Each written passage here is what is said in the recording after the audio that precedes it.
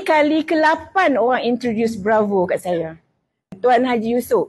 Dia kontak suami saya sakit lutut. Lepas tu dia paksa kami pergi KL jumpa dia. So kami pi, dia bagi krim tu. Dia kata balik cikgu try. Cikgu dah sakit lutut. Nak operate lah sebelah lagi ni. Saya dah operate dah. Sebelah kiri, bubur besi. Sebelah kanan, tiba-tiba lutut saya membengkak. Saya pakai tongkat, saya tak boleh berjalan. Bulan 8 sepatut saya ada operation.